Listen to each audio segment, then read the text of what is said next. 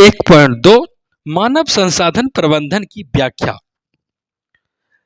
इसके अंतर्गत मानव संसाधन नीतियों के संदर्भ में कहा गया है कि मानव संसाधन नीतियां वाणिज्य नीतियों से प्राप्त होती है, ठीक वैसे ही जैसे निवेश की नीतियां होती है।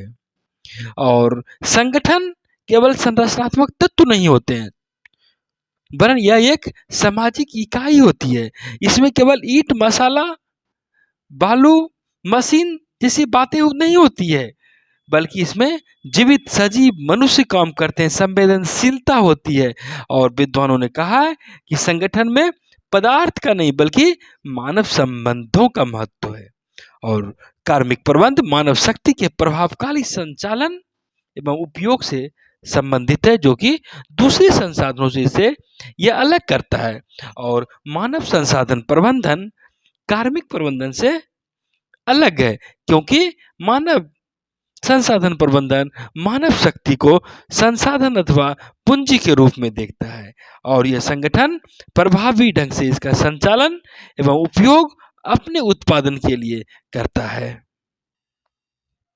बर्नार्ड भी कहते हैं कि संगठन में मानव पूंजी का यदि समुचित उपयोग नहीं होता है तो यथोचित लाभ नहीं मिल पाता है।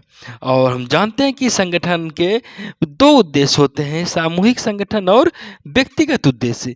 दोनों यहाँ पर एक दूसरे में समाहित लिए होते हैं और दोनों में संतुलन बनाना आवश्यक है। दोनों यद्यपि कि एक दूसरे से विपरीत ध्रुव की तरह दिखते हैं, यानी कि संगठन के उद्देश्य और कार्मिकों का व्यक्तिगत लाभ दोनों दो विरोधी ताकतें के रूप में देखती है। इन सब के बावजूद दोनों के उद्देश्य दो संगठनात्मक उद्देश्य में समाकलित रूप में दिखते हैं।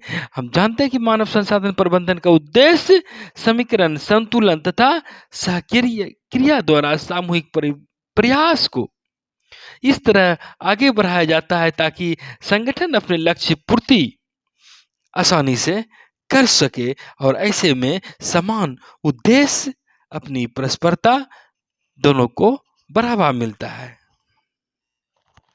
साइमन कहते हैं कि संगठनात्मक प्रक्रिया में संरचनात्मक एवं कार्यात्मक दोनों प्रकार के परिवर्तन दिखते हैं। अब हम लोग देखते हैं मानव संसाधन प्रबंधन की परिभाषा।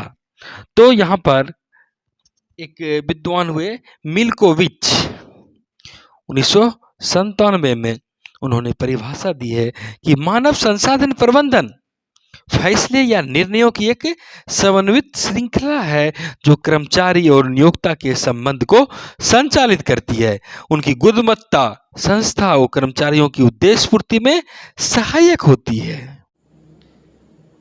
डिकेंजो और रॉबिन्स ने मानव संसाधन प्रबंधन की परिभाषा देते हुए कहा है कि यह लोगों से संबद्ध प्रबंधन है और प्रत्येक संगठन मूलतः लोगों से ही निर्मित होता है। उनके संदर्भ में सेवाएं जुटाना, उनकी प्रवीणता में विकास लाना, उन्हें प्रेरित करना ताकि सर्वश्रेष्ठ स्तर का निष्पादन सुनिश्चित हो सके। और ऐसी व्यवस्था, ऐसी संगठन के प्रति वचनबद्ध होते हैं और ताकि वे अपने उद्देश्य की ओर उन्मुख हो सके। उदाहरण के रूप में आप सरकारी संस्थान, व्यापारिक या शिक्षा, स्वास्थ्य, मनोरंजन या अन्य किसी सामाजिक कार्य को रखकर इस संदर्भ में देख सकते हैं कि यह किस प्रकार व्यक्ति से जुड़ा हुआ है और इसका अंततः उद्देश्य सेवा में निपुणता लाना है। फिलिप्पो का कहना है कि मानव संसाधन प्रबंधन मानव संसाधन की प्राप्ति, विकास, क्षतिपूर्ति, समाकलन एवं अनुरक्षण के लिए नियोजन, संगठन, निर्देशन, नियंत्रण आदि क्रियाओं से संबंधित है। ऐसा इसीलिए ताकि वे व्यक्तिगत, संस्थागत एवं सामाजिक उद्देश्य की पूर्ति कर सके। ट्रेसी, उनका मानना है कि मानव संसाधन प्रबंधन संगठनात्मक कार्य प्रणाली की ओर इंगित करता है जो मानव संसाधन के प्रभावी प्रबंधन, दिशा निर्देश एवं प्रभावी उपयोग को उद्देश्य उन्मुख एवं केंद्रीकृत करती है। और जैसे लोगों के व्यावसायिक एवं व्यक्तिगत समूह, उनकी नियुक्ति, चयन, संसाधन प्रबंधन हेतु संसाधन आवंटन, प्रेरणा, कर्मचारी सशक्तिकरण, मुआवजा, उपयोगिता, लाभ, प्रशिक्षण, विकास, प्रोन्नति, सेवा समाप्ति, सेवानिवृत्ति आदि की बातें होती है।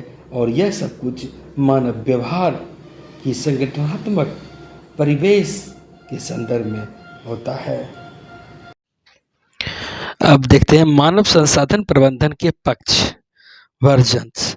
तो यहाँ पर दो पक्ष की बातें होती है, कठोर पक्ष और लचीला पक्ष, विनम्र पक्ष, शॉर्ट वर्जन।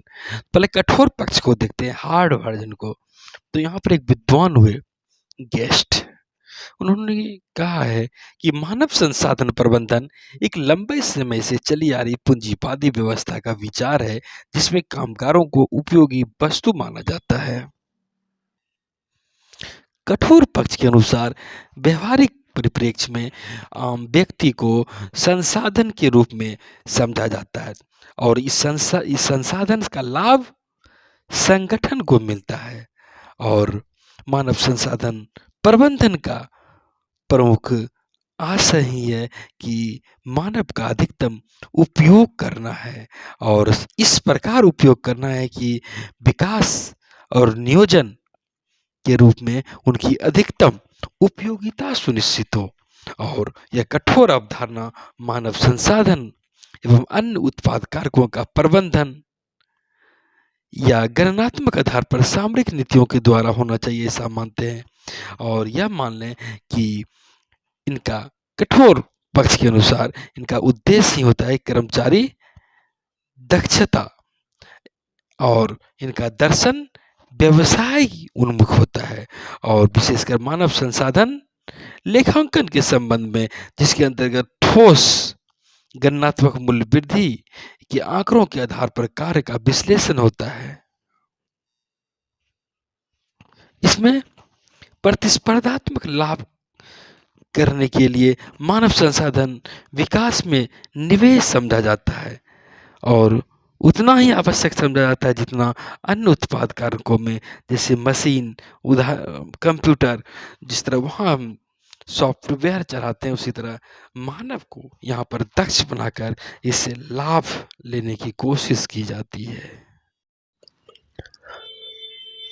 मानव संसाधन प्रबंधन के विनम्र पक्ष, सॉफ्ट वर्जन को देखिए तो यह मानव संबंध मतवाद शाखा ह्यूमन रिलेशंस स्कूल से प्रेरित दिखता है। यहाँ पर जो बातें की जाती है वह प्रभावी संचार व्यवस्था के रूप में होती है और अभिप्रेरक का काम करती है। उच्च उत्प्रेरक नीतियां बनाई जाती है। नेतृत्व के स्तर पर उच्च निष्पादन की व्यवस्था की जाती है और विनम्र पक्ष के अंतर्गत कर्मचारी को अधीनस्थ नहीं मानकर सहयोगी माना जाता है और उन्हें भी महत्व दिया जाता है, उन्हें भी संगठन का सहायक माना जाता है। और यहाँ कर्मचारी की जो वचनबद्धता होती है उसे महत्व दिया जाता है। लोकतांत्रिक प्रक्रिया अपनाई जाती है, लोकतांत्रिक सहभागिता उत्पन्न करने की व्यवस्था की जाती है। नीति निर्माण में अर्थपूर्ण सहयोग लिया जाता है और दूसरे विकासशील कार्यों में संलग्नता अधिक कर्मचारी की उपयोगिता इसे बढ़ाते हैं। और यह सॉफ्ट वर्जन विनम्र पक्ष उच्च वचनबद्धता, उच्च विश्वास जैसी भावनाओं पर आधारित होता है